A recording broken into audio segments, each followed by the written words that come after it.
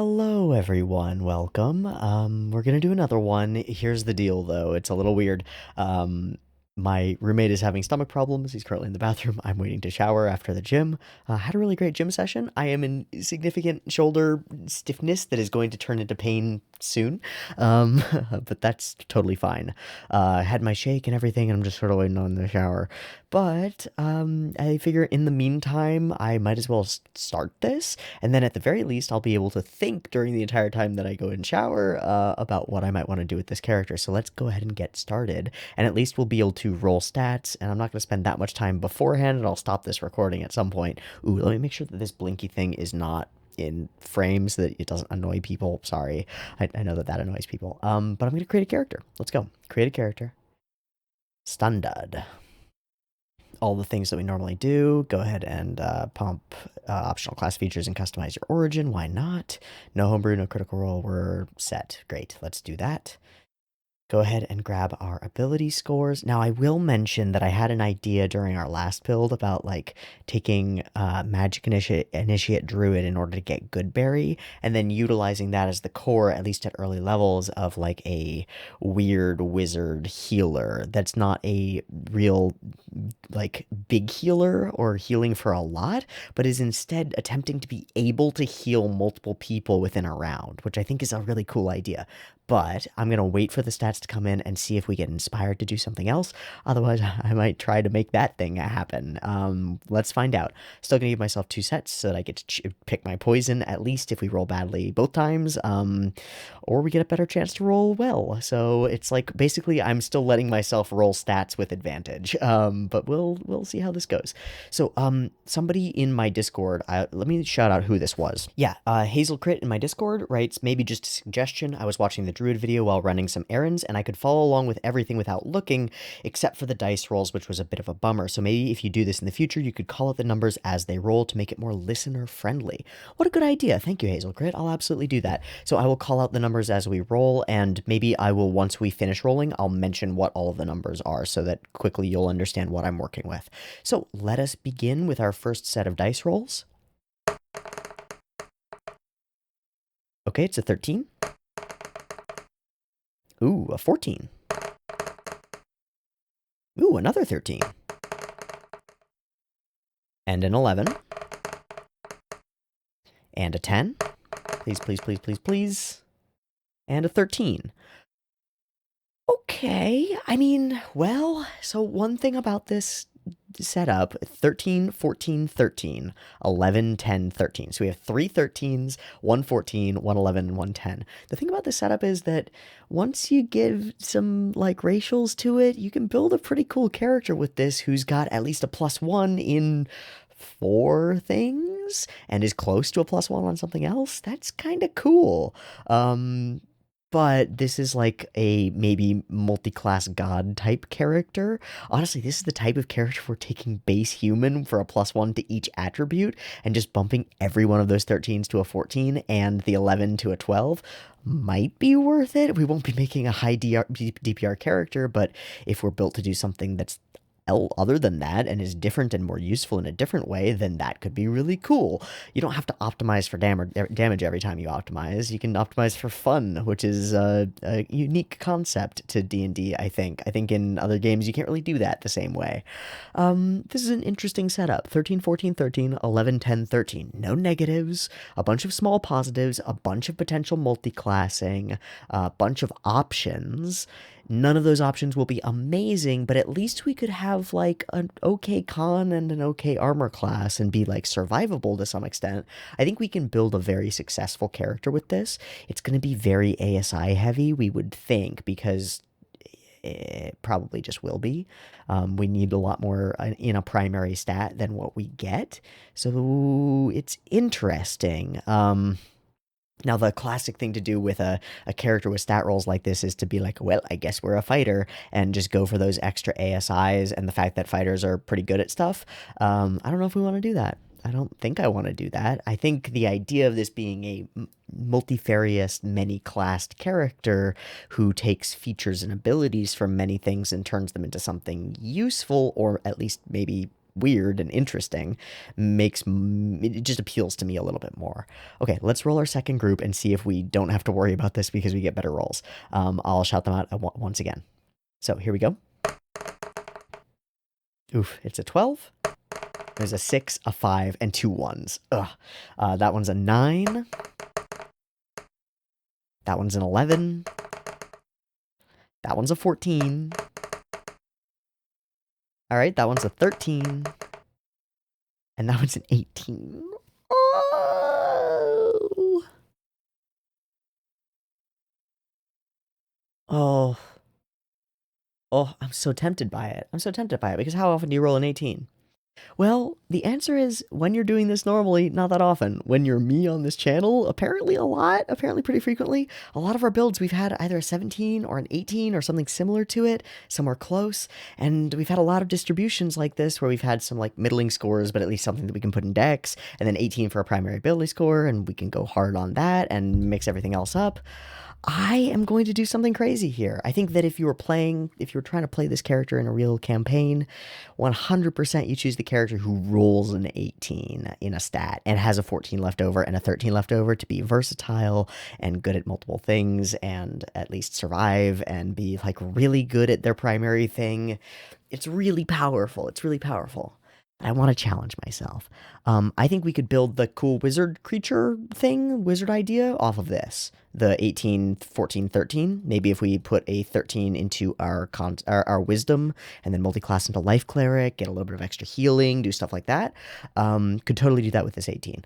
I am going to delete the stat block that is 12, 9, 11, 14, 13, 18. And I'm going to keep the stat block that is 13, 14, 13, 11, 10, 13. Let me calculate the totals for both of these really quickly. Okay, so the first one's total is 74, which is just about average. And the second one is 77, which is unsurprisingly a little bit better. It could even be worse if this 9 were lower and the 11 were lower or whatever, and it wouldn't really change the power of the character moving forward. But clearly, I think that the second stat block that we rolled is more powerful, and I don't care. I'm sold on the idea of a weirdly versatile, multifarious character. And honestly, Wizard is not maybe the worst idea for this character because of how many spells they get and how much utility they bring, regardless of their ability to deal round after round DPR. They bring a lot of utility and interesting things, and I think we could make that cleric healer sort of thing work with this maybe multi-classed, multi-tiered, weird-ass character. Or maybe it's something else. Maybe I'm just going to let it sit for a while and think about it for a while and then think about it in the shower and then come back clean and fresh and with ideas to talk to you about what those ideas might be. And they might be the same thing, but they might not. Who knows? But I'm going to have to think about this one. Okay, it's like 20 minutes later. I still haven't gotten to do anything. Great. That's okay. So I've been thinking about it, and I've been looking at classes, and I've been looking at races and stuff, and I think I want to do the healer thing. But I think there's a way to do it that might be better than taking Magic Initiate, like way better. So we're gonna do that. I don't know where I'm gonna put these stats though, yet. We are primarily going to be wizard, I think. We're going to need a 13 in wisdom as well, because we would love to have a cleric dip. And it would be really nice to get our strength up if we want to use heavy armor, and we do, because our dex won't be great. In fact, I think I'll put the 10 in dex immediately, because that'll be easier. Ugh. Being this mad hurts so much. It makes me so mad. Do we want to just take 15 strength for full heavy armor at level 1? We kind of do. We kind of suck otherwise. I don't think we necessarily need to go into a charisma class. I mean, charisma's useful. Charisma's useful, but we're not going to be a face. We're going to be saving lives. We're going to be like a battlefield medic who's using spells intertwined with divine magics in order to heal people more effectively. Um, I mean, I guess this can be Ka. Oh boy. I think I put the 14 in int. I think I put a 13 in strength. I mean, I guess I don't have a choice. 13 in wisdom and a 13 in con. Apply. Okay, that makes sense to me. Now, I do think we're going to get a +2 and a +1. Let me put the headphones on. I don't know. It feels so weird to not be able to hear myself. So we're going to get a +2 and +1 because we're going to go Mark of Hospitality Halfling, I think. Um, I've looked through a couple of other sub races and stuff, and I think this is the one that I want because it gives us good berry at first level. That's our primary reason. It also gives us some other things. Aid is really nice. Calm Emotions is pretty good. Sleep at level 1 is great. These aren't for free, they just get added to our spells table and our spell list, but they are kind of, I mean, they're not for free for wizards, but they are kind of going to be for free for us, at least the first level ones, because I don't think we're starting wizard. I think we're starting cleric for probably light domain, heavy armor proficiency, bonus to any healing done by a spell that we perform, not just when we cast a healing spell, which is really good for us, especially because we plan to be using good berry. I think this is really simple. We also get prestidigitation for free and purify food and drink for free, so that's good. Oh, and unseen servant for free, which means we can cast it once per day without using a ritual spell. That's actually amazing. I didn't realize that we had that. Fantastic. We do get a D4 to brewer supplies, cook utensils, or persuasion. Maybe we'll take the chef feat at some point and use that. I don't think it's worth like trying to bump our charisma very much. It would be nice. I mean, we could be more persuasive than we would be otherwise, but we're not going to take this +1 to charisma from the class or from the race. So, yeah. We also get Halfling Luck, which is amazing. We get lucky when we roll a 1 on the d20 for an attack roll, ability check, or saving throw. So almost anything. You can re-roll the die and must use the new roll. We're almost immune to natural ones, kind of. We won't be immune, but it's close. And we are ever hospitable. Nimble, which is good. We get the halfling nimbleness trait and can move through the space of any creature. I don't think we get the half cover or the ability to hide behind them. Even when they're obscuring us, that would have to be Lightfoot. And we are brave. We have advantage on saving throws against fear, which is actually quite good. Halflings are great. Halflings are lovely. Having a halfling with the halfling ability scores and a bunch of spells known and a bunch of extra spells for free is awesome, especially because we want to be a versatile utility caster, because we're not going to be very good at anything else. There is another option for this build, I think, and that is to be like a bard and try to get jack of all trades to all of our skills and be kind of a jack of all trades who's kind of good at everything. I think that that's not as useful as trying to figure out a way to make our combat really valuable in some circumstances, and then be useful beyond that. I think that's generally going to be my way. Let's go ahead and I'll read through the Mark of Hospitality Halfling thing and mention anything that seems really interesting or gives me any ideas. Wow. All of our enclaves are sanctuaries beyond the legal reach of any government. That's interesting. So that's part of our hospitality that we provide. Interesting. Build friendships and deal in favors. Okay, that's pretty cool. Pretty interesting. We're going to grab those origin ability score increase swaps, and we're going to swap the 2 to strength. It hurts to do it. We could not do it. We could put the 2 in intelligence and start with a 16. Let me look at all of the armor and see if we don't really need to have 15. We don't need it at level 1 for chainmail, but we'll need it as soon as we want to move up to strength, to splint or plate, and we will want to do that because being a heavy armor caster is really helpful for us. Even if it gives us disadvantage on stealth, we won't be good at stealth anyway.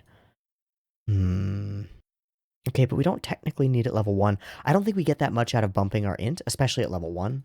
Because we're not planning on casting a lot of spells that deal, like, direct damage.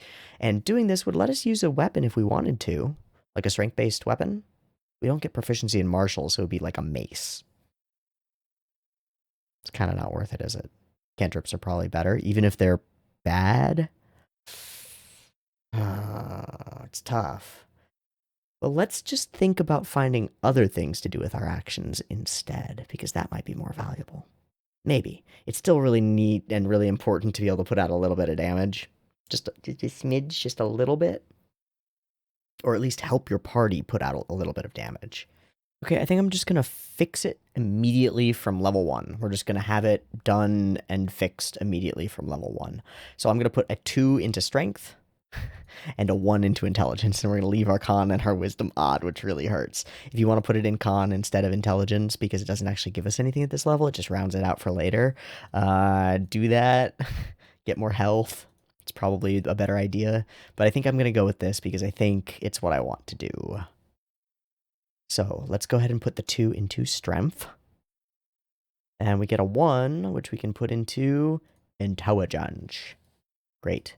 So that puts us at a 15 strength and a 15 intelligence, which is as good as we would get with point by starting. Oh, that's so rough. We don't get to add pluses to those. We just have +2 in our what would be our primary stats. Oh no, that's hard. And we have a +1 in what will be our primary spell casting stat at first. It's gonna be hard to survive as this character at level 1. I don't know what to do about that. I think it's just necessary. I think putting the 1 into con instead of intelligence is probably the move, but I want that. I want it. I think we can still survive this level because we'll be tanky. We'll have a lot of AC at least. Our saves will be kind of good across the board. They'll at least be not negative. It's rough. What kind of proficiencies do we want? I suppose we could grapple. A grappling wizard doesn't seem like a good idea, actually. I just realized that doesn't seem like well, we could make it at work, but I don't think it's the best move. Enlarge, reduce, my wizard. No, I don't think so. But I do think we start cleric. We can start paladin to get lay on hands instead. And then smites. But I don't want to do that. Let's start cleric. We're going to start 1 level in cleric. I looked at artificer too. But that only gives us medium armor at first, which is okay. We could still make medium armor work for sure. We don't get the life domain bonus to health and healing. We don't get cleric spells to start, which kind of sucks. We are a prepared caster, which means that even at level 1, we do get Goodberry. And there are more ways to get servants or familiar type creatures in Artificer. Reliable ones. But our bonus action might be clogged by Unseen Servant anyway. Can I just grab Unseen Servant because it should be one of my spells? Because I'm already a Mark of Hospitality Halfling? No, I can just cast it. I don't learn it. No, I don't learn it. I just cast Unseen Servant. But I can grab Goodberry. Right? Oh, we only have 2 prepared spells because our wisdom modifier is +1. Ah! So we grab Goodberry. This is tough. Oh yeah, we don't have dark vision either. We get as many spells prepped, 1 less cantrip, better cantrips though, and they'll scale off of our intelligence, which is good. If we went armorer at 3, we could be int sad, because then we would have the intelligence-based weapon attacks on the armorer, or we would be int sad if we went battlesmith, because we get the intelligence weapon attacks on any weapon attacks that we make with magical weapons. Infiltrator, we could offset our disadvantage from stealth, but we would be at permanent no disadvantage, no advantage, which isn't that good, because we can never get advantage on it. Guardian, we could have the defensive field, which would give us some temp HP and stuff, and we'd have the gauntlets, and those have a soft taunt on them, which would help keep our allies alive, which is cool. We could go knowledge domain and get 2 proficiencies in our intelligence-based skills that are actually expertises. That would make us quite useful in intelligence ways. Could be cool. Doesn't give us anything else except 1 set of cleric spells and prepared spells. Command and identify, which is nice. I don't think so. I'm looking at warding flare, where we can use our reaction. This is from light cleric to impose disadvantage, causing light to flare. But I'm thinking, I mean, that's not that good. It only works on us, and it gets way better at level 6 Warding Flare on a creature within 30 feet of you, which is cool. But I just realized that I've been wanting to build something around like the interception fighting style for a while. So what about starting fighter instead of cleric? We lose spellcasting at level 1, but we have pretty good strength. We can just survive in heavy armor as a fighter instead, right? I don't see why not. And then we could get a fighting style, and we could have a self-heal as a bonus action, which is quite useful. Proficiencies wouldn't be as good. We don't get spell casting. We're behind a level on all our spell slots, which sucks. But at least our spell slots are at the same level as our wizard level if we go one fighter. It's tempting. Maybe two fighter and grab action surge, but not on like a DPS character, but instead for like more utility, the ability to cast two spells if you have to revive two allies. That's kind of cool. There is something to be said for that. I think the extra flat bonus damage that Life Cleric gives us on the good berries is maybe better, though. Even then, the ability to like weaponize our reaction and use it as interception, which is really good. Order Domain won't work because of the wording. If you cast a spell with a spell slot of first level or higher and target an ally with the spell, that ally can use their reaction to make one weapon attack. So having cast Goodberry before and feeding one to them wouldn't count.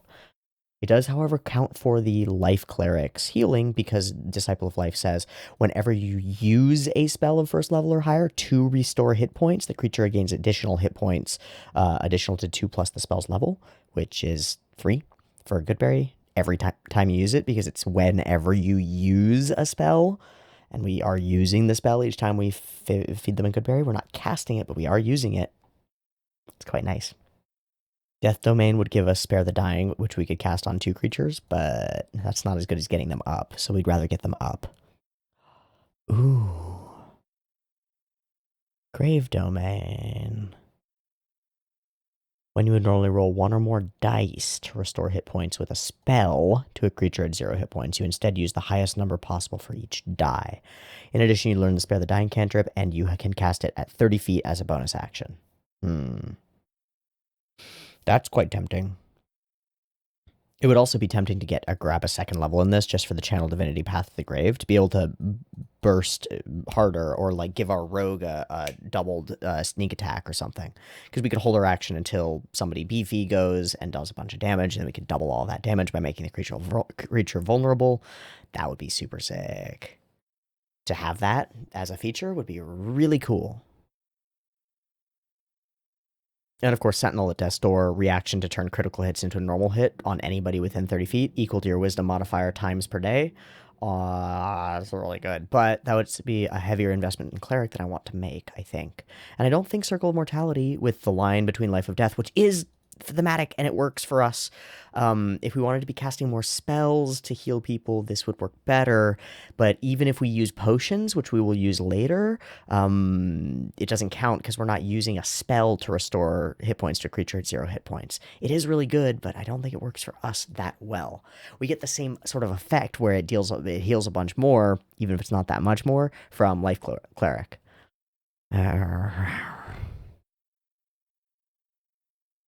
Now, Peace is, of course, broken. Emboldening Bond is busted. Not going to grab it. It would be really good, but it would be really good. I think we go Life Domain. I'm going to go look at Fighter and think about it for a sec. It means we don't get casting at level 1, which really sucks. And we're not a very good fighter, which really sucks. If we did this, I think we would take Interception fighting style. Creature you can see hits a target other than you within 5 feet of you with an attack. You can use a reaction to reduce the damage the target takes by 1d10 plus your proficiency bonus. That includes if we're like next to somebody and they're being shot with an arrow, we can still reduce that damage incoming by a lot, which is really good. Really good. And we get second wind to heal ourselves. I don't think I see this character as much like, stay behind me, I'll protect you, as I see them being like, you go fight them, I'll keep you from dying, let's go. You know, there's a difference there. I think I see them more as the latter, which means I don't want to go the interception fighting style route. We're going to go with the simplest thing, I think, and the most straightforward way to make this happen, and I think it's the best way to do it still. I don't think there's a better way. We're going to go 1 cleric. Think bonk, bang. Now, there's something to be said for Druid, especially the Circle of Stars Druid, which gets to add some healing with Chalice, and that's really cool. I'm going to look at it really quick. We would have to take 2 levels in Druid, but it might be really good. We still get spellcasting, we still get all these things, we get Druidic. It's wisdom-based spellcasting, so it's not as good for us. Circle of Stars. Starry form. Chalice.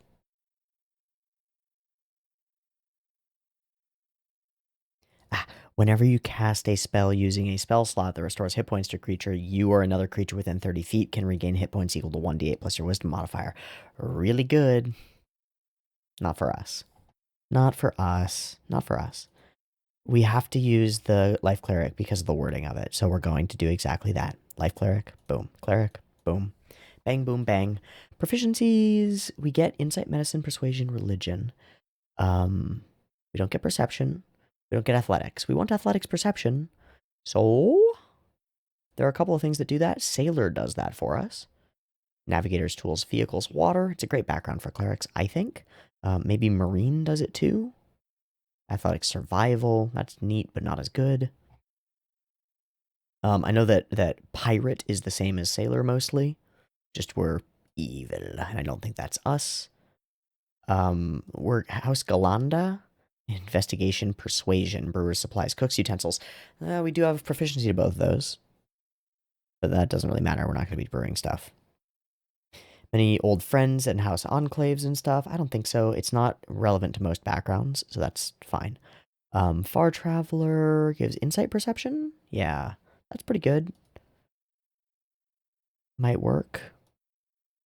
I don't know what Faction Agent is supposed to get. It's clearly being overwritten, so we could take anything here. That feels unfair. I guess not anything. We don't get Athletics as a choice. Sailor. We're a sailor. We're one of those house of whatever halflings, house of hospitality halflings, and we are a sailor. I'll look through the personality traits really quickly. My friends know that they can rely on me no matter what. That is important to us, and we try to live up to it. I like that. I work hard so that I can play hard when the work is done. Nah. I stretch the truth for the sake of a good story. Too close to our storyteller. I'll never pass up a friendly wager. We might as well grab that, I think. Like a job well done, especially if I can convince someone else to do it. I don't think so. I think, let's say, a friendly wager. Why not? We love making friends with people. It's part of our race and our background as this halfling, so that makes sense. Respect. Mutual respect between captain and crew. Fairness. We all do the work, so we all share in the rewards. That could work. Freedom. The sea is freedom. Freedom to go anywhere and do anything.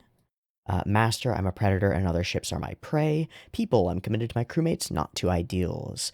Aspiration, someday I'll own my own ship and chart my own destiny. Any of these work, I think, in different ways. Maybe not the predator one. I like fairness. We all do the work, so we all share in the rewards. Because it backs us up when, if our allies are like, you didn't do anything in combat, and we're like, you didn't die, so we didn't have to. We're here for the edge cases, to some extent, but like that sort of, we are here doing the work. I think that works for us, and I think people committed to my crewmates is something that I will choose for myself because I like it. Loyal to me, captain first, everything else second. Nah. Ship is most important. I'll always remember my first ship. I have a paramour whose eyes nearly stole me from the sea. I was cheated out of my fair share of the profits, and I want to get my due. Ooh, maybe that's why we're a sailor instead of being an innkeeper. Great. I'm not going to take 2 bonds here, just that one. I follow orders even if I think they're wrong. Nah. Once someone questions my courage, I never back down. Once I start drinking, it's hard for me to stop. I pocket loose coins. My pride will probably lead to my destruction. I don't like any of these very much. The sailor ones don't super work for me. I'll find some more at some other time. But I haven't been super hardcore about building out the character side of this character. I'm a little burned out on that from the storyteller in some ways, but that's okay. And I'm really interested in making this character viable. It seems very, very good to me. We are missing the proficiency for chainmail because I haven't chosen our divine domain yet, but it will be not light. Dang it, I missed. Life. And so we will get that proficiency in chainmail armor, and we will be able to start with it, which I think is exactly what we want to do because I think the cleric starting items are worth it. We'll grab chainmail, a mace. We can get another symbol weapon or a light crossbow. We're not going to be good with the light crossbow at all. Maybe we'll grab a sling. because we can shoot a few things with it. I don't know. Sure, we'll grab a sling. So we have a ranged option because we're not going to take a damage cantrip, not from cleric at least, I don't think. A priest's pack, candles, a tinderbox, an alms box, blocks of incense, a censer, vestments, rations, and water skin. And an explorer's pack, same thing, tinderbox, mess kit, rope. Rope is nice, especially if we're in heavy armor. And 2 blocks of incense we don't get. I'll take the explorer's pack. And I will take the shield and the holy symbol. Or maybe an emblem, and we will emblazon the emblem on our shield. Great. Very good. Sailor starting equipment gives us a club, which I guess we'll take. 50 foot of silk rope, which is very nice to have. A rabbit foot, a small stone with a hole in the center, or a trinket rolled on the table. I would always choose the trinket rolled on the table, but for now I will say the small stone with a hole in the center. Set of common clothes, and a pouch containing 10 gold. Add the starting equipment. Great. So we have a mace, we have a shield, which we can do somatic components with, which is very nice for us, because we can put our holy symbol on top of it. And we can wear chainmail. We're not going to really have the mace out much, because I don't think we're going to be using it much. But we might be using it a little bit at this level to deal paltry damage. 1d6 plus 2 at a plus 5 to hit, I think. Plus 4 to hit, even worse. Oof. Oofa. Well, we might take the persuasion proficiency just because we get it. We could be a persuasive little halfling with our d4 added to it. So why not? History, insight, medicine, religion. Well, I guess we'll take religion. We don't get arcana. Be nice to have arcana. But it's okay. We'll take the religion check. That's fine. Okay, and then we're done with Cleric. Let's still talk about our level 1, and also I need to talk about spells. One thing that's nice for Life Clerics is we get Bless and Cure Wounds prepared for free. We are going to need to prepare, and we're going to keep it prepared for all time from here on out, either as a Cleric spell or as a Wizard spell. It doesn't really matter. But we're going to prepare Goodberry, which we get from our race. Up to 10 berries appear in your hand and are infused with magic for the duration. A creature can use its action to eat 1 berry. Eating a berry restores 1 hit point, and the berry provides enough nourishment to sustain a creature for 1 day. The berries lose their potency if they've not been consumed within 24 hours of casting of this spell. There's an issue that we should talk about immediately, and we got to talk about it right here. It is that the description says that a creature can use an action to eat 1 berry. Eating a berry restores 1 hit point, and the berry provides blah, blah, blah, blah, blah. A creature can use its action to eat 1 berry. Now, a potion of healing also says you regain 2d4 plus 2 hit points when you drink this potion. Whatever its potency, the potion's red liquid glimmers when agitated. Okay. What about the rules for feeding a potion to somebody? Potion section says drinking a potion or administering a potion to another character requires an action. Okay, there is an issue here, but I think it's really a minor one.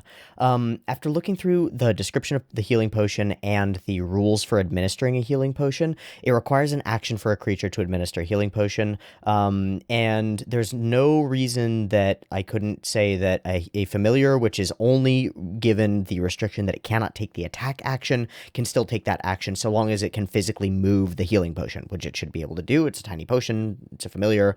How big is your owl, or whatever familiar you have? It's probably an owl. How big is your familiar? I don't know. The thing is, there's nothing that specifically says that you can give somebody else a good berry, but at every table I've been at, every time I've seen it played, that's how good berry has been used. Either, handed out at the beginning of the adventuring day, but also when somebody goes down, can I shove a good berry in their mouth and revive them is usually acceptable. Your DM may argue with you. I think they're being mean and dumb if they do. Sorry, DMs who disagree with me, but I don't think it makes sense. I think that being able to mash up a good berry and shove it in somebody's mouth makes perfect sense as an action to me. And I think that it makes perfect sense that perhaps a familiar could, and then baby bird it into their mouth, and that might work too. They're magic berries. It may put a magic berry in the dead person's mouth and they come alive. That's my thought, at least. If that doesn't work at your table, then our whole build is shot, and don't build this way. But I think it works. I don't see any reason why it wouldn't. Definitely it would work to deliver healing potions, I think. But you might run into a roadblock here, so I'm mentioning it now. Hopefully you don't run into that roadblock and you take Goodberry and you prepare it like a good cleric, boy or girl. I'm feeling like maybe we'll make a female character instead of a male character. A female halfling who's like a bit of a rough and tumble sailor as well. That sounds cool. That sounds like fun. We always have Bless prepared. We always have Cure Wounds prepared, so we have a way to get people up with their action and a spell slot if we need to. We could take Healing Word and just triple down on all that shit. That could be good. We could also take Sanctuary and burn one of our spell slots for a good reason. And we can also change out these spells known every day because they're prepared spells, and that's lovely. We can also take Sleep, which is useful at this level. Just knock out a couple of goblins real quick. Let's take Sleep. Hopefully, we can knock out a couple of goblins real quick, give our martial characters and melee allies crits on them because they're unconscious, and totally wipe the first fight without having a problem. That sounds good to me. Okay, we're going to grab Guidance, because it's my favorite cantrip in the game, probably. I know some people hate it, but I love it. And I think we're going to grab Light, because we can't see in the dark. There's an argument to be made for Spare the Dying when you're all out of good berries and all out of cantrips and all out of spell slots, but I don't think we will be. There's Toll the Dead for damage, but it's not very good. Our saving throw sucks for that. Might want to just take Thaumaturgy to have, like, budget Prestidigitation and more versatility to our cantrip stuff. Yeah, let's do that. So we can do booming voices to make people listen to us. We can make flames flicker, brighten, dim, or change color for a minute. We can cause harmless tremors. We can create an instantaneous sound, such as rumble of thunder, the cry of a raven, or ominous whispers. We can also instantly cause an unlocked door or window to fly open or slam shut, and we can also alter the appearance of our eyes. And we can have 3 of those effects open. It's not as good as Prestidigitation, but it is also very versatile, and so we're going to grab it. Maybe we'll grab Prestidigitation 2, maybe not. I don't know. Regardless, at this level, we've got our equipment, and it's equipped. We're ready to go. Let's check out how our character's doing. Not great, but not terribly. Yeah, so it's kind of rough for us. Our mace deals at a DC of a hit of 4, a 1d6 plus 2, which is not much. I mean, it's 5.5 average damage per round. It's not great. It's about the same damage that we would get from a d10 cantrip, so that's not that bad, I guess. But we're not likely to hit with it. It's not great. We would rather be healing people or whatever, or providing more utility by casting Bless. So we're going to have Bless up. With Bless up, maybe on ourselves if we don't have enough party members to cast it on everybody else instead of ourselves. But preferably we would rather have Bless be on everybody else but us, because we're actually the worst at the party at using it. It still helps us the same amount, but we don't want to be trying to hit people very often, because it's not what we're really good at. We want to be keeping a lookout a little bit, thinking about the gods, making persuasion checks, I guess. Maybe grappling. Maybe we just want to keep an open hand and just grapple. It doesn't make an ability check, so we can concentrate on Bless on all of our friends, and we can just be like, Goblin, come here, and try to grab them. It's probably a better use of our action on future rounds than trying to make a 1d6 plus 2 attack. Even though it's still just a plus 4 from athletics, and we don't get Blessed to it, maybe it's worth it to just do it if we're blessed. I don't know. But maybe locking somebody down would be really good for us, and maybe trying to force them to try to hit us would be really good for us. We are, however, slow, which doesn't make us a good grappler, but we have a great armor class. We're chilling at an 18 with our shield up, but we can use our free hand to go and grapple people, and we are probably just going to have it as a free hand. We're probably not going to even keep the mace out, although maybe we'll keep it out for opportunity attacks.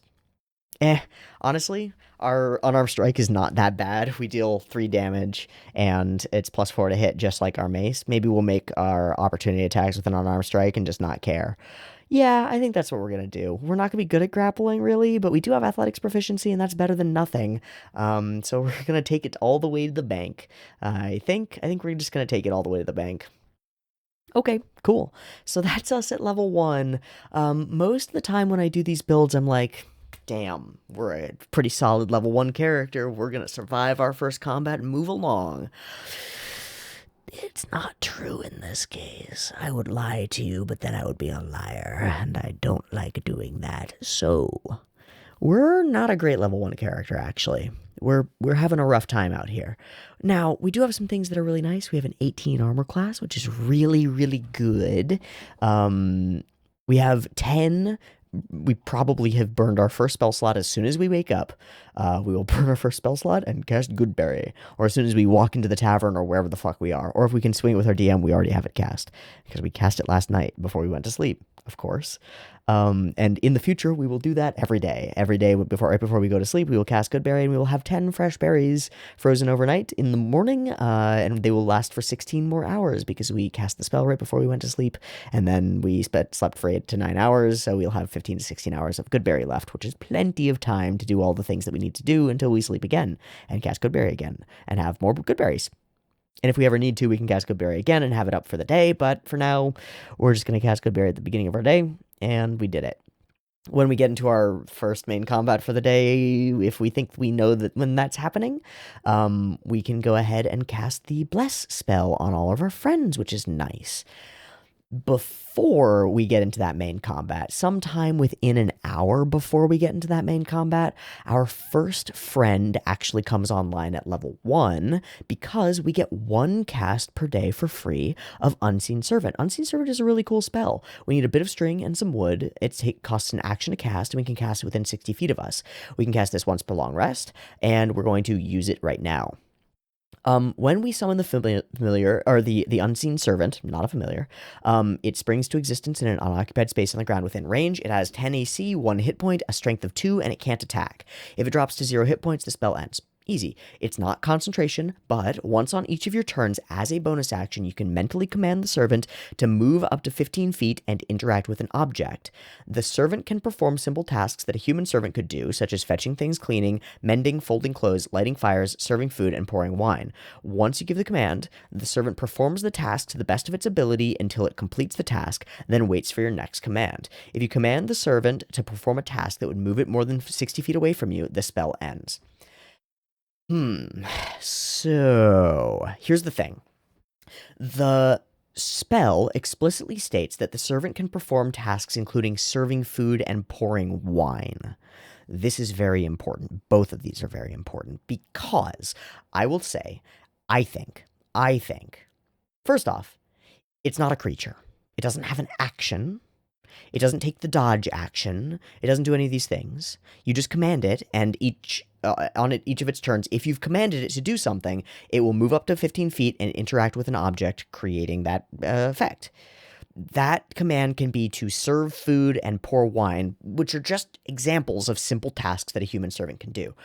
I would say that any DM worth their salt will tell you, or will listen to you when you tell them, that your unseen servant, just like any reasonably, even slightly intelligent human servant, would be able to stand in the back of combat, holding a berry, and wait until somebody who you point at all of your friends when you cast the unseen servant, this guy, this guy, this guy, this guy, me, and you say, if one of them is on the ground, which is a simple thing, it's harder to delineate unconscious, but if one of them is this way, goes from being standing up to not being standing up, move over to them and serve them food.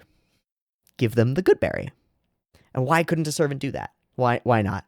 If you had an unseen servant and you had a child, and the child was in its little high chair, and you command the servant to precisely and carefully take spoonfuls of mush and put them in the baby's mouth, the servant could do that, right? Why couldn't it?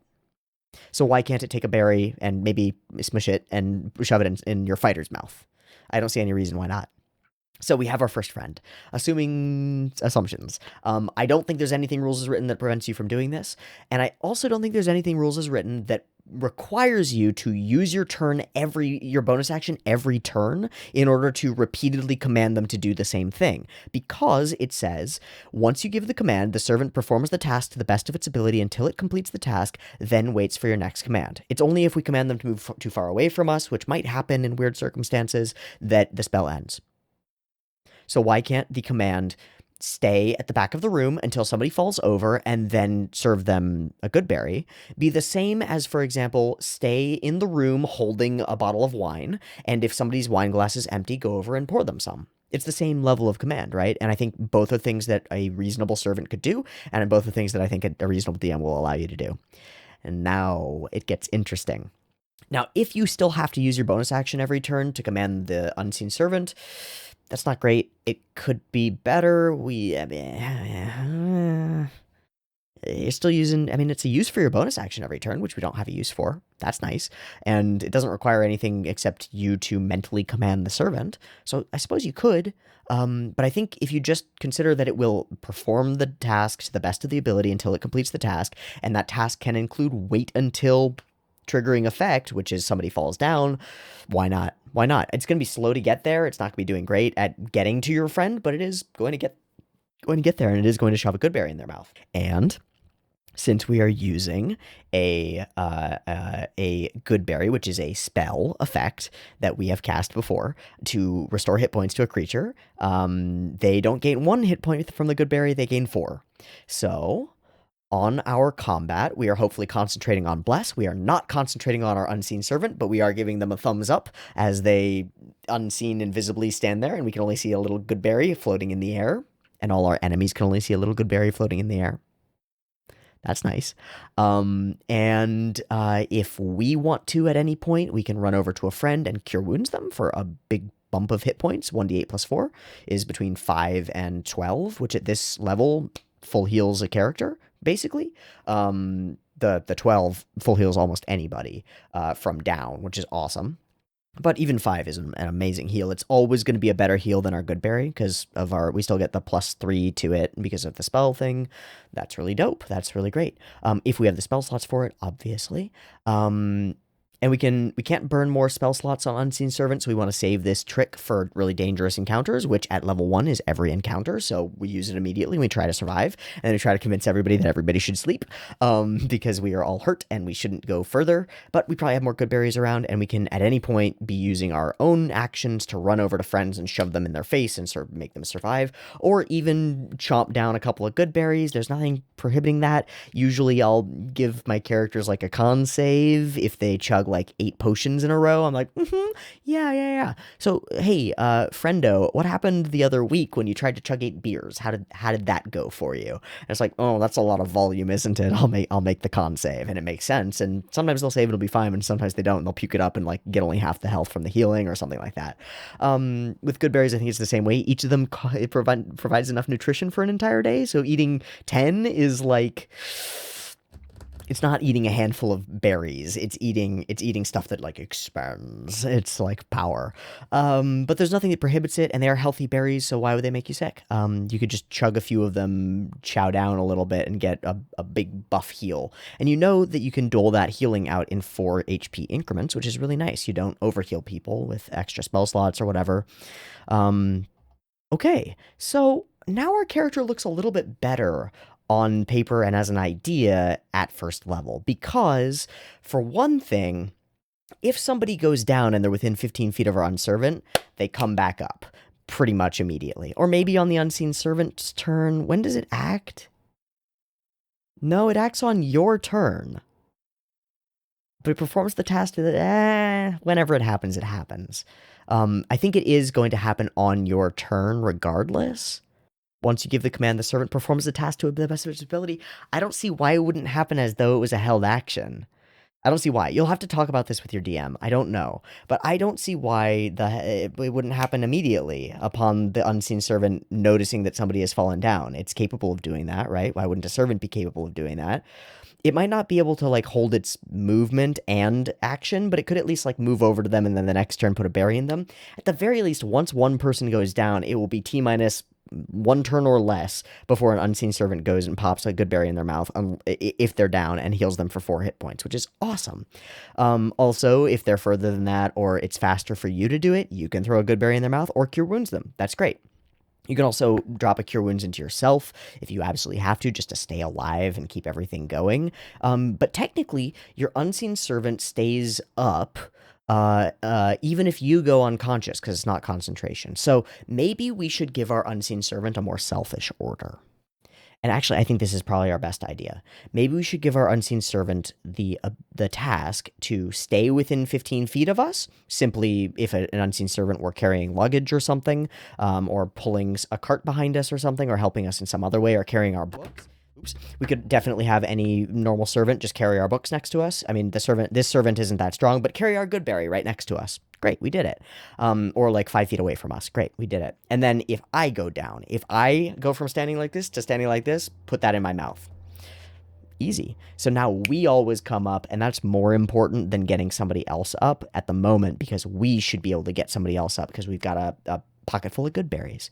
Pocket full of good berries. Let's go. All right. I think this is more powerful. So if we go down, we come back up within a turn, hopefully, if you talk about it with your DM. And if our allies go down, we save them.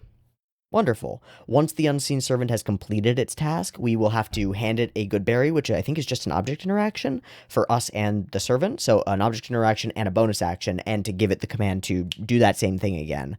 And then we're back online, I suppose, after one more action, which is pretty useful. We might not have to burn that more than once in a combat. Hopefully we don't ever have to burn it at all. We're, again, here for the edge case and for being the yo-yo healer of all yo-yo healers. Seems cool to me. Okay. So probably we'll have a rough time at level 1, but at least we'll be supporting our party a lot. With Bless up, if we have to. If we don't have to and there's another cleric in the party, we're done, we're good. If there's a paladin and he's willing to cast Bless, or she, then we're done, we're good, we don't need to. We're just waiting for the bad things to happen. And if they do happen, then they happen. And we can fix them, which is great.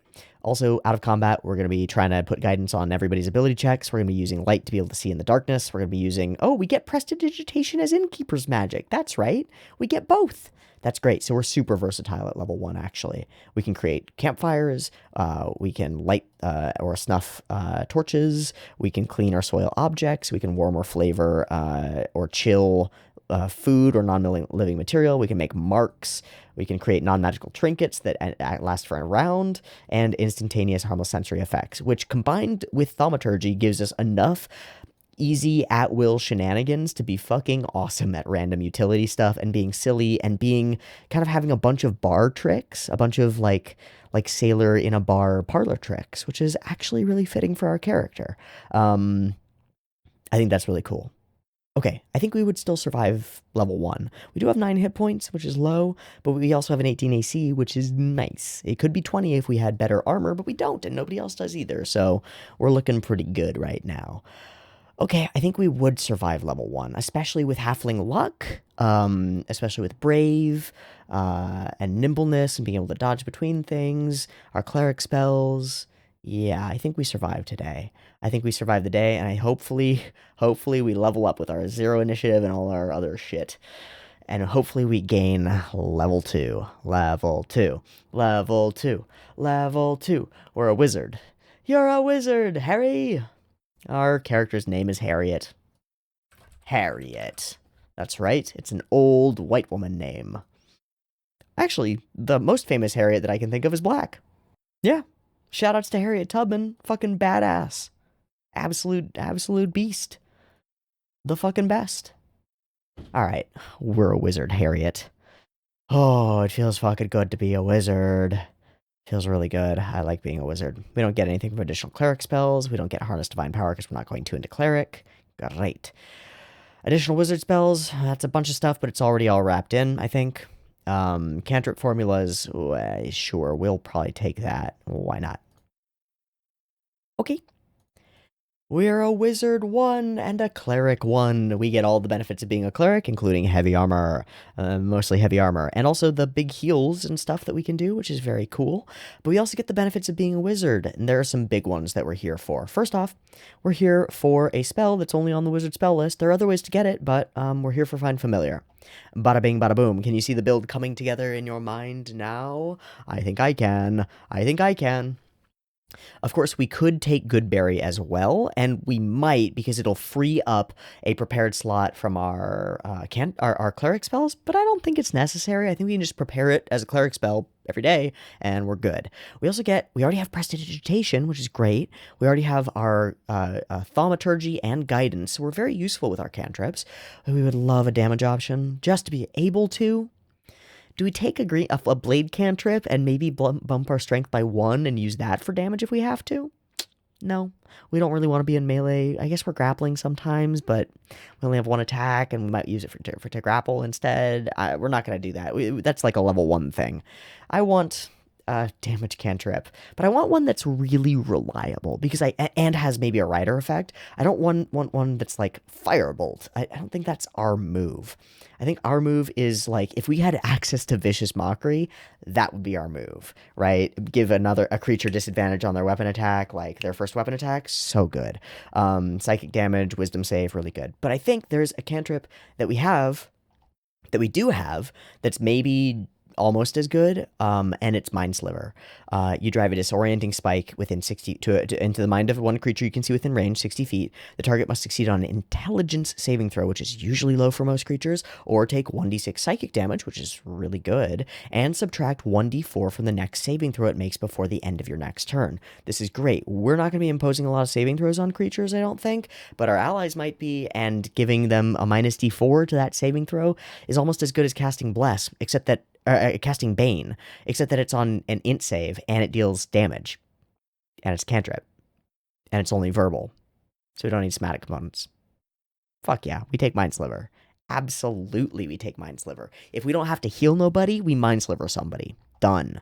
Easy. Easy moves. Absolutely easy moves. Really, really nice to have. Still get 2 more cantrips. I don't know. We're going to take Mage Hand. It costs us an action to cast and a bonus action every round until we dismiss it.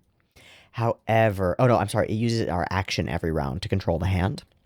However, it can't attack, activate magic items, or carry more than 10 pounds, but it can, of course, store or retrieve an item, manipulate an object, or pour the contents out of a vial, which means that we can heal with a potion, or a good berry, perhaps, from 30 feet away. More than 30 feet away. Oh, no, it vanishes if it's ever more than 30 feet away from you.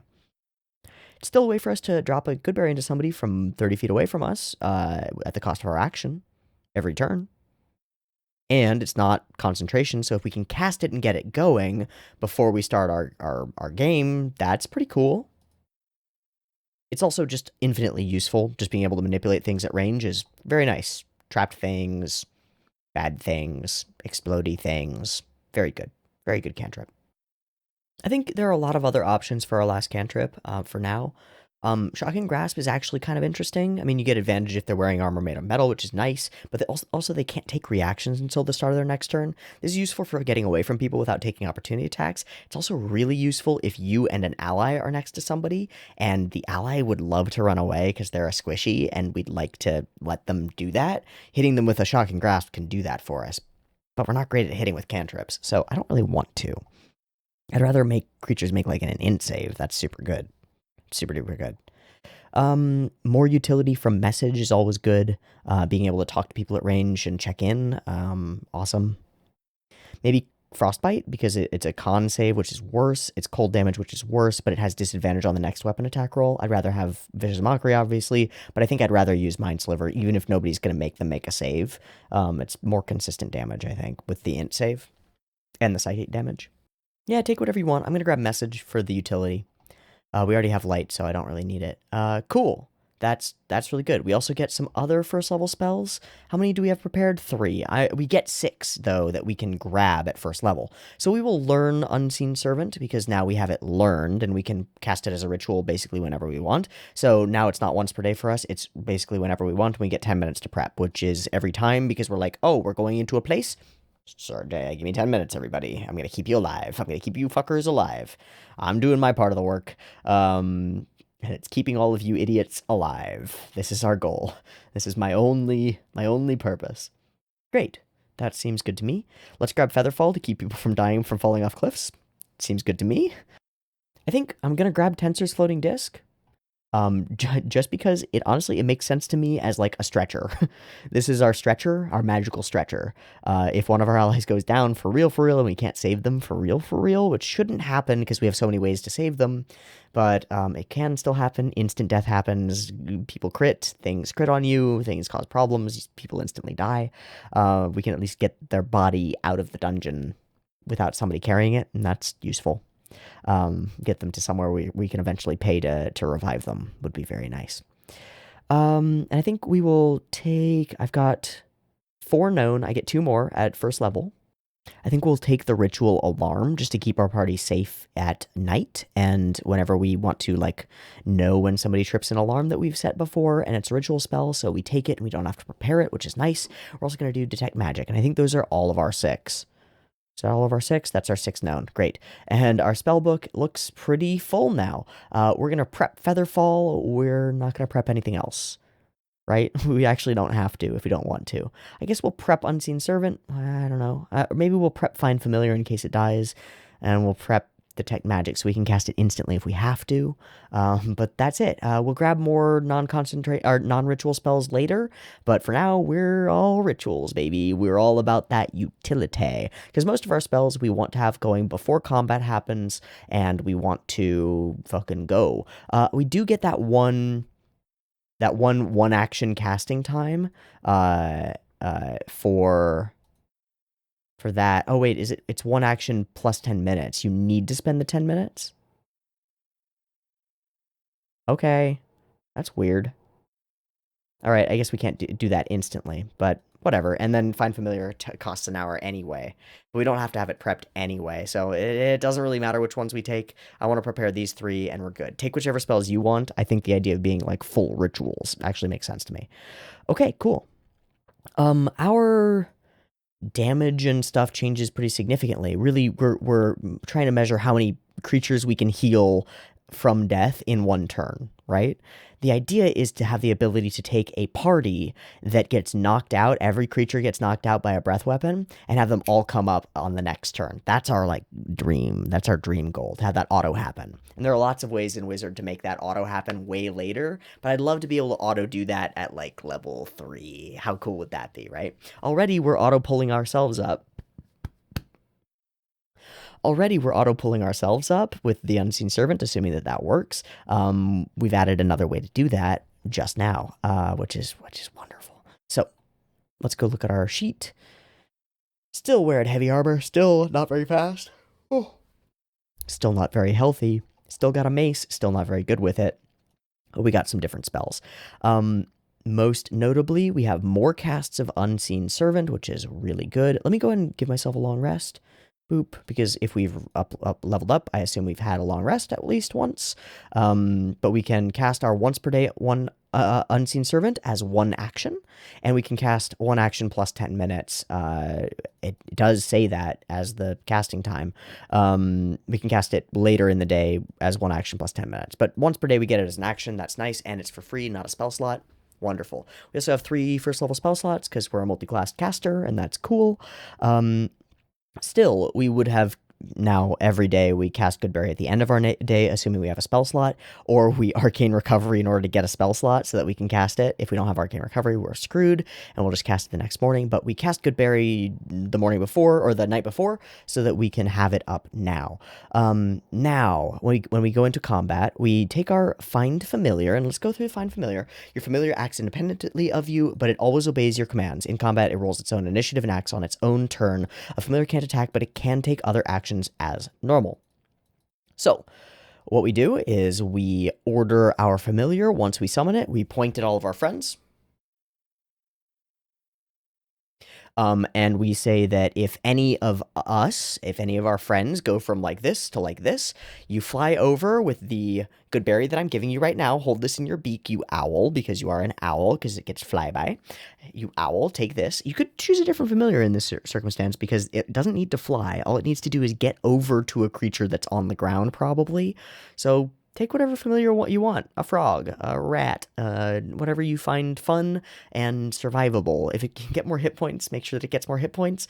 But I think we'll still take an owl, even though it's only 1 hit point, just because it can fly around all the time.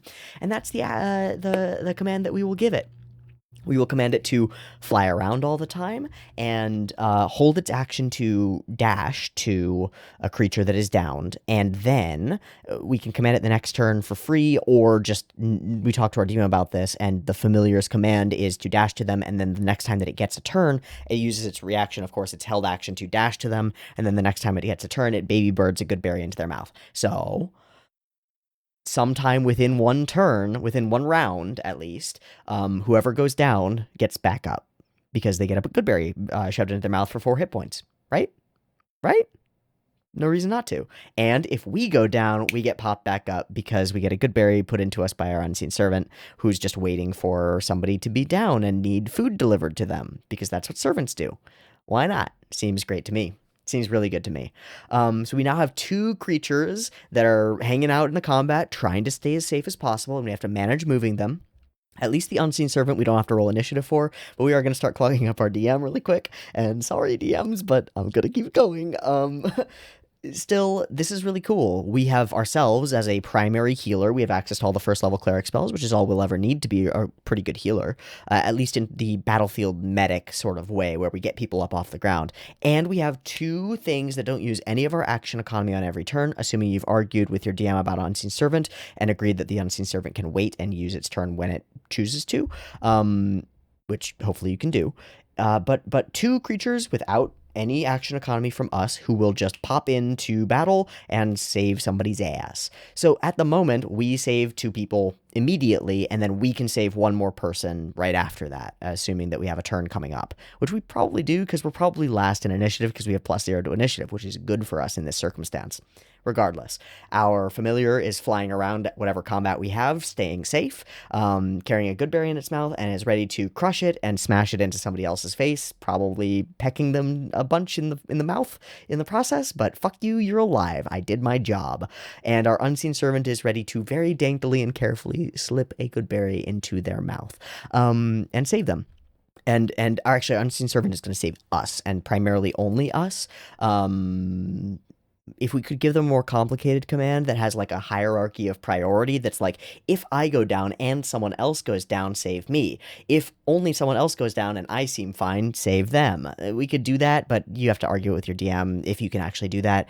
Even a human servant might get confused with those sorts of things, so let's keep it real simple. If I fall down, put berry in mouth, give me food. And for our familiar, if any of us fall down, put berry in mouth.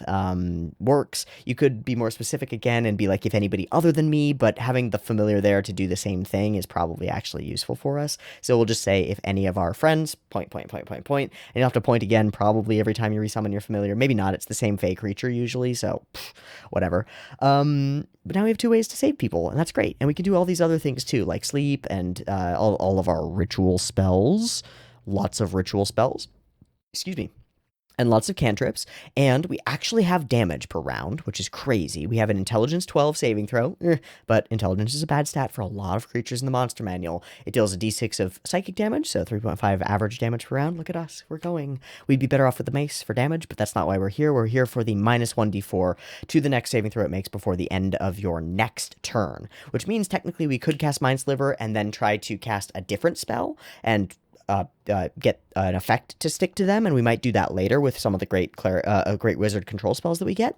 But it also means that their next save for Mind Sliver, assuming that nobody else in our party gives them a saving throw that they have to make, their next save for Mind Sliver is -d4, and they're already probably pretty bad at int, so they're probably going to fail it again.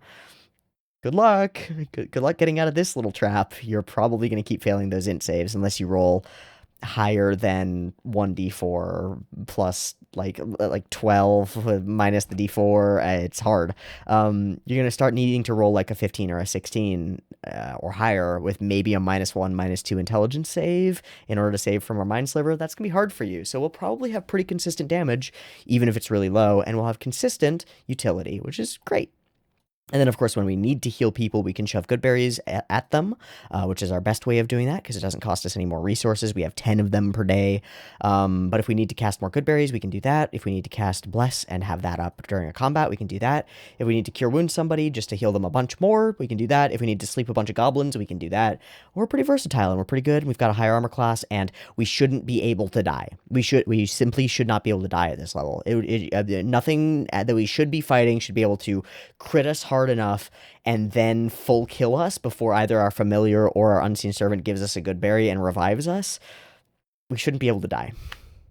We might, because dice are weird, but we shouldn't be able to, and that's awesome. That means we'll probably survive. Even if we're not good at a lot of stuff, we'll probably survive to level 3. Level 3. Level 3. Level 3. We are more wizard. Guess what? We get an arcane tradition and get a subclass. I don't know what I want to take. I actually don't know. Okay, I think necromancy sucks. War Magic is cool. Bonus to initiative equal to our intelligence, and then the reaction bonus to our AC or saving throw, which is cool. Transmutation, turn things into other things, and then later get some really good benefits that are like the Transmuter Stone is really good later. A resistance, or a speed of 10 feet, or proficiency in con saves, or dark vision. Abjuration is tempting because of the arcane ward, which makes us way more survivable, and then later we get projected ward, which lets us make our party more survivable. We're not building for 7, we're building for 6, but still, we should keep it in mind because it is quite cool. And even then, the arcane ward is really good, but we're not planning on casting a lot of abjuration spells, except maybe shield, I guess? Maybe. It's a possibility. We'd have to build more around it. Minor Conjuration lets us make objects, and it lets us swap spaces with creatures for a bit, every once in a while, which could be really cool for us, if they're willing. So we can't teleport with an enemy, but we could teleport with an ally, and then bring them. That would bring them maybe closer to our unseen servant, who could then heal them. That's cool. Oh. At 14th level, any creature that you summon or create with a Conjuration spell has 30 temporary hit points. Is Find Familiar Conjuration? Yep. Let me check another spell. Nope. And Unseen Servant, Conjuration. That Unseen Servant doesn't have 1 hit point and an AC of 10. It would have 31. Okay, that's cool. It's really late, but it's cool. Right? We are conjuring a lot of creatures. A lot of things. That's cool. I don't know if it's worth it, considering... But, I mean, Benign Transposition at 6 is still really good. It's really cool. It might be worth building around. Enchantment gives us way more, like, saving throws and the ability to hypnotic gaze people and lock people down. It's really good if you want to make a lockdown cast, but we're not a lockdown cast. Illusion gives us better illusions, malleable illusions, and eventually real illusions, which is cool, but not useful for us. I thought Necromancy would be more cool, but it's not. I think Transmutation is really good. Obviously, Bladesinger is cool, but I don't think it works for us here. I don't really want to take Scribes because my player, one of my player characters plays a Scribe. We can replace damage spells. Once per day, we can use a ritual spell faster. And we can use the new book as a ritual, as a spellcasting focus. Create better scrolls, manifest our mind, which creates a creature, but it can't heal us or deliver good berries, so it's not worth it. So I think it's between Abjuration and maybe Conjuration, right? That's the teleporting one. Whoa, while you are concentrating on a Conjuration spell, your concentration can't be broken as a result of taking damage. Whoa. At 10th? Whoa. And then Durable Summon ends at 30. I think we do this. I think we take this mostly wanting Benign Transposition, just to be able to move around the battlefield and swap our friends around. Yeah, I think we're going to do that. Conjuration. Now, there is another version of this build that never goes any further in Wizard and just starts taking something else, like maybe Artificer, to get a Homunculus and use that as our bonus action every round, which is doable. I don't think it's necessary. It is doable. But I think Wizard to get higher level spells faster is more worth it. So that's what we're going to do. We're just going to go Conjuration.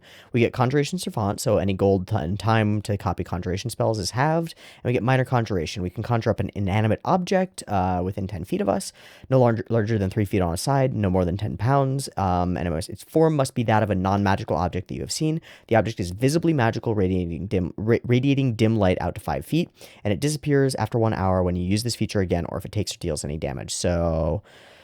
a key, a box, a magic, a cool hammer, a pile of gold. It would be visibly magical, but you can still do a ton of stuff with this, which is really cool. And it can be any non-magical object, and it just disappears when we use this feature again. So any tool, any non-magical weapon, any... key, again, is a great use of this. There are a ton of uses for this. They don't factor into our build too much, but it is useful, and that's cool. Okay, great. We're a wizard level 2. We are also a Caster with a level of 3, which means that we get second level spell slots. We're not really going to use them for anything. There isn't anything we can really use them for. Mostly, let's grab the shield spell to learn, and we'll prepare it as well.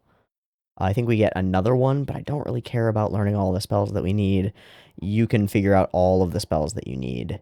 I do actually care a little bit. So we get one more. Okay, fine. Sky Self, maybe? Just to learn it? Because we have all of those ritual spells that we don't need to prepare. Magic missiles. Sometimes you need magic missiles. You just need to hit. You just need a little bit of guaranteed damage, and that's really helpful because we're not good at that. I could see definite situations where, like, we've exhausted a lot of our resources and we just have a spell slot left and we have to down something, and Magic Missile is the best way to do that. So, but we're preparing Shield. We can unprepare Find Familiar because why do we need it prepared? We're fine. Great. So we have Shield up, which is great. It means we have a floating armor class of 23 as long as we have spell slots. And now that we have second level spell slots, we do. And let's look at our character sheet really quick. So we're a level 3 character, level 3 caster. We have 4 first level spells and 2 second level spells, which is awesome. We can upcast Bless, we can upcast Cure Wounds, we can upcast Magic Missile, we can upcast Sleep. That's all fine. That's all fine and good. Mostly we do the same thing as we were doing before. We have an Unseen Servant up, we save our own spell slots to help people, or we have Bless concentrated on. We use Cure Wounds if we have to, but we're hoping that our Unseen Servant and our Familiar can deliver good berries to our allies and to ourselves and keep us all alive. Really good. Still doing the same thing, still doing it as effectively, but we have a lot more spell slots to burn, which means we can do a lot more stuff while that thing is just happening. We still have our Mind Sliver every round for free. We can just do that, or for our action, we can just do that. We don't really need to use our bonus action every round, so maybe doing something to pick up a thing that uses our bonus action every round would be really good. I don't know what we would do for that, though. Again, I think that it's reasonable to go 2 into Artificer, get a +1 to your armor class, and get a Homunculus, which can be a thing that delivers potions every bonus action. Think about it. I'm thinking about it for sure. But I think we just want to go straight Wizard still, because we're good enough at what we do for right now, I think. Let's go ahead and get our second level Wizard spells by going to level 3. Bink, bonk, bang. Second level Wizard spells. Is there anything particularly valuable here? I didn't see anything when I was first looking through it, but let me look through it more carefully and see if there's anything really powerful. Now, I do like Grave Enfeeblement.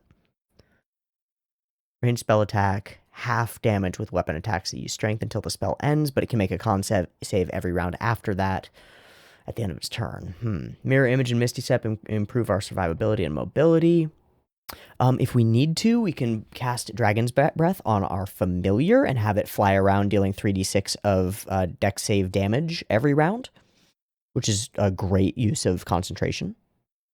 And it just uses its action. The Familiar just uses its action to do it. Of course, it wouldn't have a good berry anymore, but that might be worth it. Calm Emotions, Cloud of Daggers, Magic Aura. I think that's it.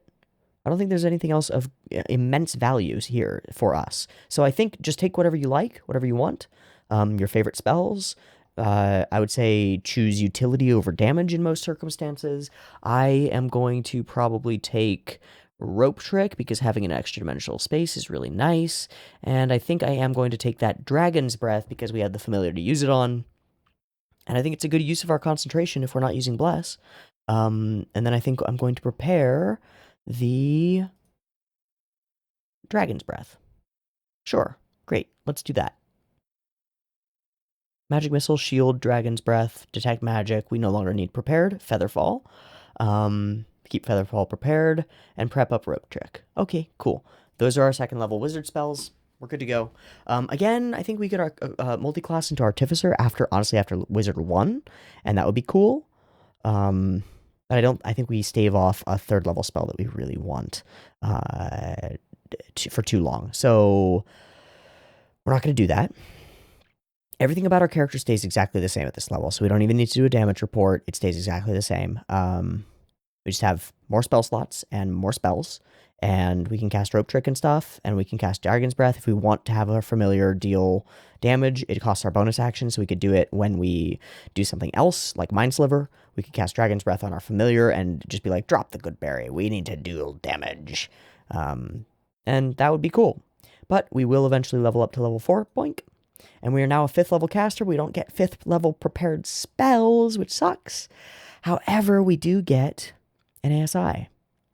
And I think we've been wanting to do it for forever. I don't think there's anything else that we particularly need. Let me check. In feats, I did say it would be cool to take Chef, but I don't need it. It will help keep our allies alive, but it's more useful earlier because it's proficiency bonus HP, and that's a little bit, but not a lot. One of the halfling luck feats, like Bountiful Luck, would be kind of cool. Be able to share our luck to our friends. And we just can't use our lucky feat until the end of our next turn. If we use this, that's really cool. I think you could be viable and take that, especially if you have better stats than I do. Artificer Initiative doesn't give us like a... No, it gives us some spells. It doesn't give us an infusion. If it did, that would be dope. But it doesn't, of course. Telekinetic would be interesting. The thing is, it increases the range of our mage. Oh, we should mention that. If we want to at any point, we can have Mage Hand summoned during a combat and use our action to deliver things with Mage Hand from further away. This would make it invisible, which is cool. It's not that helpful. And it increases its range by 30, which is cool. But also as a bonus action, we can shove one creature. They have to make a strength save or be moved 5 feet toward or away from us. That's neat. And they can willingly fail, so we can move our allies around for free, which is neat. And it adds to the ability to like control the battlefield. But I don't think it's for us. I think there's only one thing for us to do, and it's the ASI. 1 in intelligence and 1 in constitution. Oh, God. Our hit points go up by a bunch. They go up by 5, I think. Right? Yep, 29 to 34. We love to see it. Love to see it. We're a level 5 character with 35 hit points. That's not great. We do have an 18 AC, and that's good, but it's not great. And our int goes up by 1, which means our Mind Sliver DC goes up by 1. It actually goes up by 2 at this level because we hit level 5 and our proficiency bonus goes up. So our DC on that spell is now 14, which is lovely. That's very good. It's not amazing, but it's quite good, even at this level. As an int save, we love it. We also have 3rd level spell slots, but no 3rd level spells, so we're not there yet.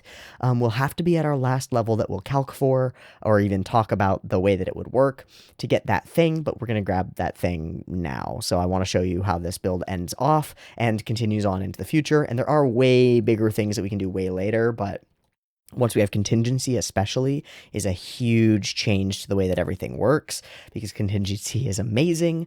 But we get to add spells 3rd level to our spell book, and there's one in particular that I'm looking at. Let me look through all of the others. I mean, Animate Dead, you could animate an undead servant and have your servant run around and stay safe and try to deliver good berries to friends. And as we get higher level spell slots, we can, of course, animate or reassert control over 2 additional creatures for each spell slot. That's pretty cool. There is a problem with being a necromancer, though. People don't like you. I don't know if I like that idea for this character. It is kind of cool to be like, yeah, I save these bodies of the people that I wasn't able to save so that they can save other people. That's kind of neat, I think. Counterspell, amazing spell. We're probably going to take that. It's one down. Life Transference is the only healing spell really available to wizards, but we don't need it because we have other ones. Summon Fey is, but it's concentration. We could bring up a Fey spirit and have it run around and try to heal us. That's doable. It does have a speed of 40 feet, so that's pretty cool. Could do that. It's only concentration for an hour, so that's a little bit less good than what I have in mind. Same with all of the other summon spells. Lesser Demons, Shadow Spawn, Undead. Very cool. Vampiric Touch will heal us, but the spell that I'm looking at is, of course, Tiny Servant. So this has a casting time of 1 minute, a range or area of touch, and its duration is 8 hours. It requires verbal and somatic components. You touch one tiny non-magical object that isn't attached to another object or a surface and isn't being carried. The target animates and sprouts little arms and legs, becoming a creature under your control until the spell ends or the creature drops to 0 hit points. See Tiny Servant for its statistics. As a bonus action, you can mentally command the creature if it is within 120 feet of you. If you control multiple creatures, you can command any or all of them at the same time, issuing the same command to each one. Okay? You decide what action the creature will take and where it will move during its next turn, or you can issue a simple general command such as to fetch a key, stand watch, or stack some books. If you issue no commands, the servant does nothing other than defend itself against hostile creatures. Once given an order, it continues to follow that order until its task is complete. When the creature drops to 0 hit points, it reverts to its original form, and any remaining damage carries over to that form. Wonderful. And at higher levels, you can animate 2 additional objects for each spell slot above 3rd. Very cool. Core spell. It lasts for 8 hours. We're going to cast this every day when we have to, when we go into somewhere where there might be a combat. And what we're going to animate, preferably every day, is we're going to animate a vial which contains a magical healing potion. Now, it must be one tiny, non-magical object that isn't attached to another object or a surface and isn't being carried. The vial that contains a healing potion, the healing potion is clearly magical. Or maybe not in your world. Maybe it's just herbal, but it does magical healing. It's magic. It's a magic item. But the vial, the potion bottle, is not magical. And so there's no reason we couldn't animate it. It's not attached to another surface. It's not attached to another object. It just contains a bunch of liquid.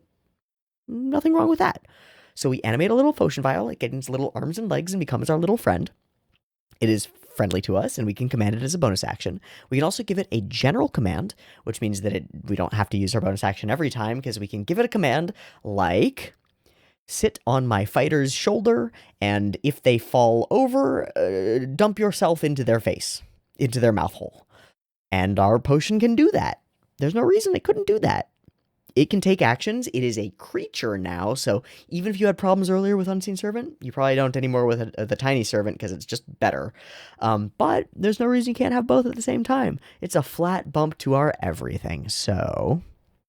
Oh, there's also no reason that we couldn't burn both of our spell slots to get 2 until we have 4th level spell slots. Then we can burn just 1 4th level spell slot to get 2, right? It's not concentration, and there's no stipulation that when the servant is a servant until you cast the spell again. It's just when the spell ends or the creature drops to 0 hit points. So you might as well cast it twice.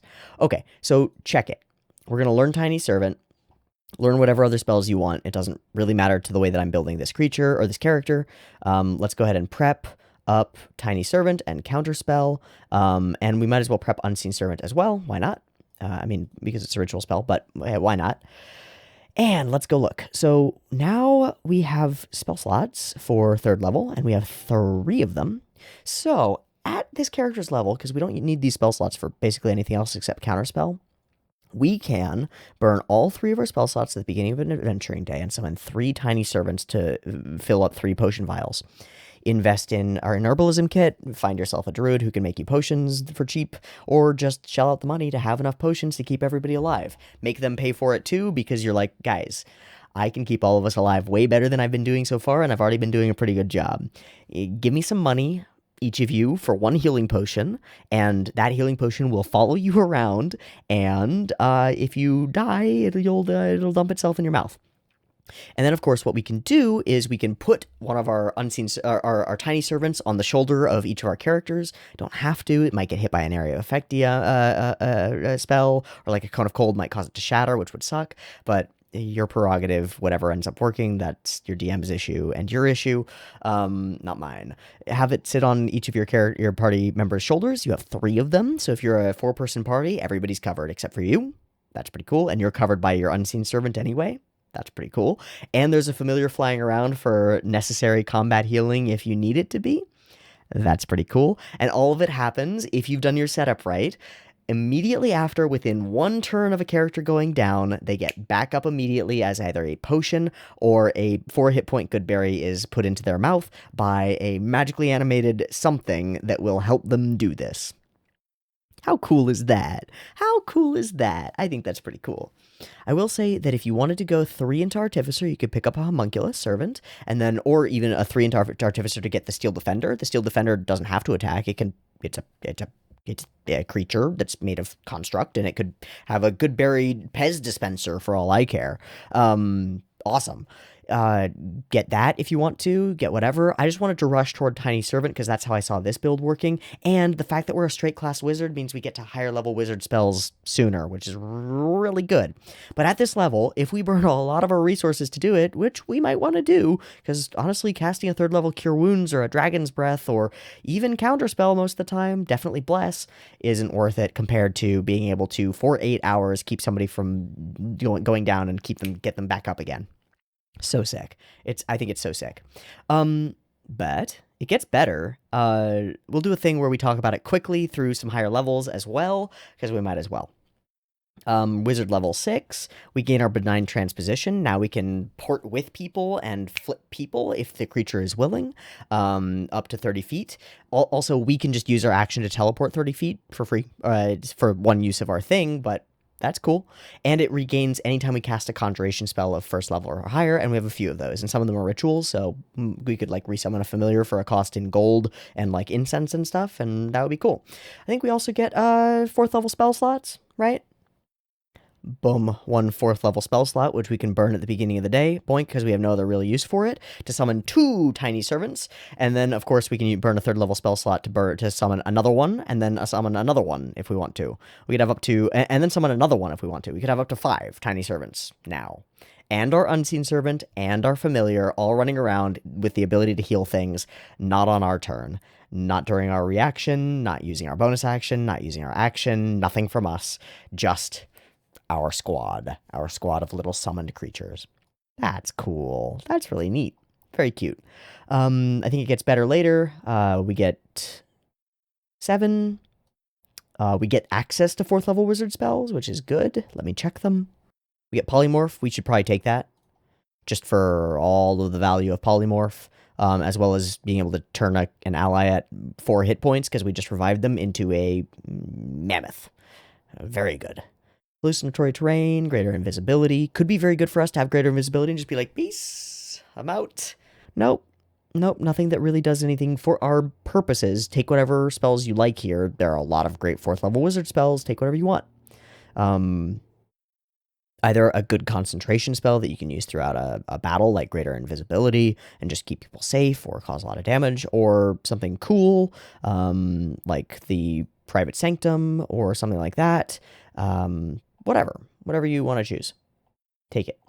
We level up again. We hit 8. We get an ASI. We'll probably drop it into Intelligence or Constitution. It's up to you. I'm not even going to do it because I don't care. We get 9, and we get 5th level wizard spells. And here I think is where we take off into the far, far beyond. Oh yeah, here's the good shit. Synaptic Static, Telekinesis, Skill Empowerment, Seeming, turn everybody into looking like somebody else. Rary's Telepathic Bond, talk to everybody as a ritual. Oh, so good. Modify Memory, fuck with people's memories. Infernal Calling, summon a demon, it's way too complicated, fuck that shit. Immolation, murder burn one person, but it's not that good. Dominate Person, Dawn is super cool. Creation is super cool. You can make a ton of stuff with that. Cone of Cold is Big Damn Damn. Baby's Hand is a great concentration spell for Big Damn Damn. Also could technically deliver good berries, I think, but no. Animate Objects, you might think would be really good, but it's only concentration for a minute, so I don't think it works for us. Nope, I don't actually think 5th is where we take off. We don't get anything else better. We just have more spell slots and more useful stuff, and we're a better wizard, and we are a better wizard. And we probably have now rounded out to an 18 and int, which is really good for us, but I'm not going to even bother. We go 10. We get a feature. This is why I don't build later. We can't have our concentration broken on a conjuration spell. That's cool. I don't really care. 11. We gain 6th level wizard spells, and this is where we get crazy because contingency. Right? I think there's nothing else but contingency that's like really important here. Create Homunculus. I mean, I guess you could do that and just have another creature, except that it's like permanent. It's fully permanent. So maybe you take this and you cast it once. It does cost a jewel encrusted dagger worth at least 1,000 gold pieces, which the spell doesn't consume. So maybe you've got that. I don't think it's worth it. We still have Unseen Servants and they're free because they're free. They're fully free. Arcane Gate is neat. Get whatever spells you want, but take contingency. So you choose a 5th level or lower spell. When you cast contingency and expend spell slots for both, but the contingent spell doesn't come into effect. Instead, it takes effect when a certain circumstance occurs. You describe the circumstance when you cast the 2 spells. And the contingent spell takes effect immediately after the circumstance is met for the first time, whether or not you want it to, and then contingency ends. And the contingent spell takes effect only on you. Yeah, it has to target you. So you could do contingency cure wounds at like a 4th level or a 5th level on yourself. and it lasts for 10 days. And you just need the statuette worth 1,500 gold pieces once. So now you never die, and you can tell your unseen servant, go heal anybody if they fall over.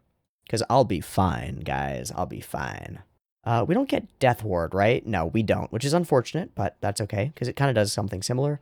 But Contingency is really useful. You could put a different effect on it if you wanted to, but that bumps us a little bit. We have one more Unseen Servant that's floating around doing their own thing. This is great.